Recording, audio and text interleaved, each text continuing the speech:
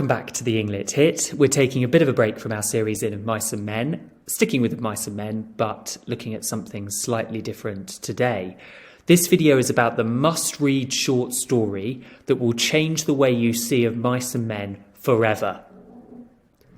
The story is The Breakfast, and it was published in 1938. It expresses many of the same themes as Of Mice and Men, and I think that this succinct but powerful story is a useful tool for understanding Steinbeck's philosophy a little bit more deeply. So I'm going to read it, then summarise it, and then we'll have a think about some of the ideas in the story. I've included a link to the story in the description for the video, so you can click on that and read along as I'm reading. The Breakfast by John Steinbeck. This thing fills me with pleasure. I don't know why, I can see it in the smallest detail. I find myself recalling it again and again, each time bringing more detail out of sunken memory. Remembering brings the curious, warm pleasure. It was very early in the morning. The eastern mountains were blue, but behind them the light stood up faintly coloured at the mountain rims, with a washed red growing colder, greyer and darker as it went up and overhead until, at a place near the west, it merged with pure night. And it was cold, not painfully so, but cold enough so that I rubbed my hands and shoved them deep into my pockets, and I hunched my shoulders up and scuffled my feet on the ground. Down in the valley where I was, the earth was that lavender grey of dawn. I walked along a country road, and ahead of me I saw a tent that was only a little lighter grey than the ground. Beside the tent, there was a flash of orange fire seeping out of the cracks of an old rusty iron stove. Grey smoke spurted up out of the stubby stove pipe, spurted up a long way before it spread out and dissipated. I saw a young woman beside the stove, really a girl. She was dressed in a faded cotton skirt and waist. As I came close, I saw that she carried a baby in a crooked arm, and the baby was nursing, its head under her waist out of the cold. The mother moved about, poking the fire, shifting the rusty lids of the stove to make a greater draught, opening the oven door, and all the time the baby was nursing. But that didn't interfere with the mother's work, nor with the light, quick gracefulness of her movements. There was something very precise and practised in her movements. The orange fire flicked out of the cracks in the stove and threw dancing reflections on the tent. I was close now, and I could smell frying bacon and baking bread, the warmest, pleasantest odours I know. From the east, the light grew swiftly. I came near to the stove and stretched my hands out to it and shivered all over when the warmth struck me. Then the tent flap jerked up, and a young man came out, and an older man followed him. They were dressed in new blue dungarees and in new dungaree coats with brass buttons shining. They were sharp-faced men, and they looked much alike. The younger had a dark stubble beard, and the older had a grey stubble beard. Their heads and faces were wet, their hair dripped with water, and water stood out on their stiff beards, and their cheeks shone with water. Together they stood, looking quietly at the lightening east. They yawned together and looked at the light on the hill rims. They turned and saw me. "Morning," said the older man. His face was neither friendly nor unfriendly. "Morning, sir," I said. "Morning," said the young man. The water was slowly drying on their faces. They came to the stove and warmed their hands at it. The girl kept to her work, her face averted and her eyes on what she was doing. Her hair was tied back out of her eyes with a string, and it hung down her back and swayed as she worked. She set tin cups on a big packing box, set tin plates and knives and forks out too. Then she scooped fried bacon out of the deep grease and laid it on a big tin platter, and the bacon cricked and rustled as it grew crisp. She opened the rusty oven door and took out a square pan full of big biscuits. When the smell of that hot bread came out, both of the men inhaled deeply. The young man said softly, "Christ." The elder man turned to me. "Had you breakfast?" "No." "Well, sit down with us then." That was the signal. We went to the packing case and squatted on the ground about it. The young man asked, "Picking cotton?" "No." "We have 12 days' work so far," the young man said. The girl spoke from the stove. "They even got new clothes." The two men looked down at their new dungarees and they both smiled a little. The girl set out the platter of bacon, the brown high biscuits, a bowl of bacon gravy and a pot of coffee, and then she squatted down by the box too. The baby was still nursing, its head up under her waist out of the cold. I could hear the sucking noises it made. We filled our plates, poured bacon gravy over our biscuits and sugared our coffee. The older man filled his mouth full, and he chewed and swallowed. Then he said, "God Almighty, it's good," and he filled his mouth again. The young man said, "We've been eating good for 12 days. We all ate quickly, frantically, and refilled our plates and ate quickly again until we were full and warm. The hot, bitter coffee scalded our throats. We threw the last little bit with grounds in it on the earth and refilled our cups. There was colour in the light now, a reddish gleam that made the air seem colder. The two men faced the east and their faces were lighted by the dawn, and I looked for a moment and saw the image of the mountain and the light coming over it reflected in the older man's eyes. Then the two men threw the grounds from their cups on the earth and they stood up together. "Got to get going," the older man said. The younger turned to me. "If you want to pick cotton, we could maybe get you on." "No, I got to go along. Thanks for breakfast." The older man waved his hand in a negative. "Okay, glad to have you." They walked away together. The air was blazing with light at the eastern skyline. And I walked away down the country road. That's all.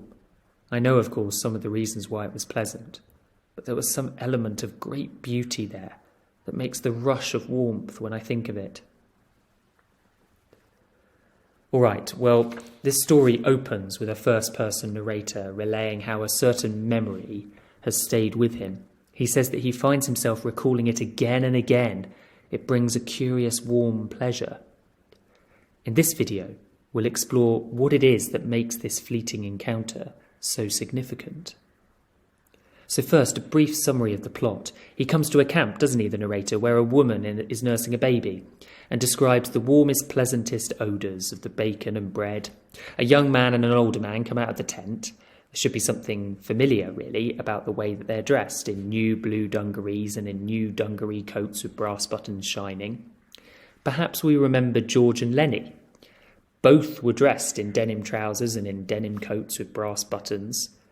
These are the men of nomadic America. They go from place to place in search of work. They live in a tent, after all. But while George and Lenny are in a desperate situation on the run from weed, where Lenny has got himself into trouble, this family have had a run of recent luck. "We have 12 days' work so far," the woman says. They're eating well, while George and Lenny ain't got no ketchup. But this stopover with an unknown family is not dissimilar to George and Lenny's night by the river. George insists that they do not go onto the ranch because he has a reason. This enigmatic justification from George is mirrored in the narrator's conclusion that I know, of course, some of the reasons why it was pleasant. Once they've eaten and the sun has risen over the mountains, the family offer the narrator some work, but he declines. Instead, they go their separate ways. We're going to look at 4 aspects of the story. The breakfast in The Breakfast is unusual, temporary, comforting, and beautiful. Arguably, there are 2 narratives in this story, the mother and the baby, and the family and the narrator. They run alongside one another, and perhaps Steinbeck groups them together for a reason. At the beginning, the narrator observes that the baby was nursing its head under her waist out of the cold. And later, when the woman brings out the food, he says again, the baby was still nursing its head up under her waist out of the cold. Both the narrator and the baby need protecting from the cold. Notice how Steinbeck describes the memory as a rush of warmth. And the breakfast is causing the group to be full and warm. In such a short story, a writer needs to be economical with description, and yet Steinbeck chooses to focus on how it was cold enough so that I rubbed my hands and shoved them deep into my pocket. The selfless offer of milk, given willingly and lovingly by the mother, is understandable. This is family, so the unconditional maternal love on display here is kind of expected. Think of George's justification to the boss in Of Mice and Men. "He's my cousin," George says. But the offer extended to the narrator, first to sit down with them and then to pick cotton, is unusual. Because the family in the tent, who are quite clearly disadvantaged, extend the offer of food and work willingly and lovingly to a complete stranger. They have no idea where he's come from, nor do they know whether he is in desperate need like them. Instead, they recognise their common humanity, and the little that they do have to give, they give. So the breakfast is unusual, but it's also temporary. Steinbeck uses the motif of light in this story, which he also does in Of Mice and Men. Symbols are symbols, they're tricky because they can often represent more than one idea. So we need to work hard to understand what light symbolises both here and in the novella Of Mice and Men. I want to suggest now, although you can disagree with me, a reading of light as a representation of the coming day, and with it the pain and toil of being a migrant worker, and fires as well as being symbolic of safety and comfort, at least in the first instance. I've done a kind of flow chart of the references to light in the breakfast, so going from left to right and then down and then across and then across again at the bottom. With the rising sun comes the prospect of hard work. That's my theory. The practicalities of having no permanent residence, the struggle to make ends meet. So the approaching sun is perhaps symbolic of the pressures that this family faces. Maybe that's why they look quietly, and the light coming over the mountain is reflected in the older man's eyes. That's in the green there. They understand what it means. They've got to get going, they say. But also the light acts as a marker of the temperature, which, as we've already seen, is crucial to the story. The gleam made the air seem colder, and at the end, the air was blazing with light. The light serves as a contrast to the cold. Does the cold represent the harshness of life as a nomadic worker? The baby, as we saw, is kept from the cold, and the narrator is drawn to the flash of orange fire, and there's something temporary about fire, isn't there? Eventually you run out of wood and the fire burns down to ashes, much like the description of the setting at the beginning of Of Mice and Men. There is an ash pile made by many fires. And George and Lenny are simply the next to light a fire. Lenny threw them in a heap on the old ash pile and went back for more and more. Like the fire in the breakfast, is this fire of George and Lenny's a symbol of the temporary? Comfort, community, connection, they'll all fade away in time, as the red light dims on the coals, to take a phrase from the end of the first part of Mice and Men. This encounter in which a man stumbles across a welcoming family and glimpses, however briefly, a paradise of sorts, is not unlike the moment that George and Lenny take together before they head on to the ranch and begin their work the next day. But the fire is complex too. It cannot simply be viewed in this optimistic way. It too represents their fleeting existence as workers on the move. Like the sun rising in the morning represents the start of a new day. The family must move on to a new fire, just as George and Lenny simply replace the thousands of workers that have gone before them. And they'll go on to a ranch, and then somebody else will come to this clearing by the river, and they'll make a fire, and they'll go on to a ranch. And it's this endless cycle of temporary residences for nomadic workers.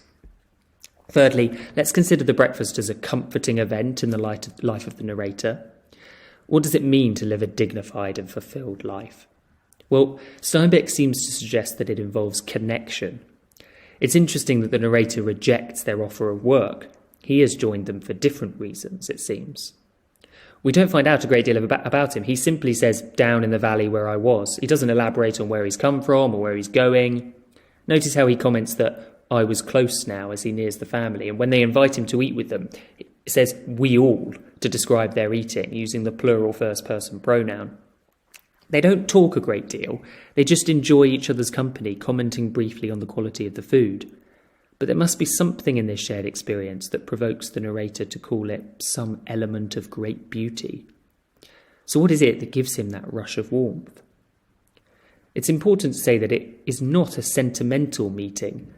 Steinbeck makes it clear that they don't cosy up to him, wrap their arms around him and welcome him into the fold like a long-lost son. No.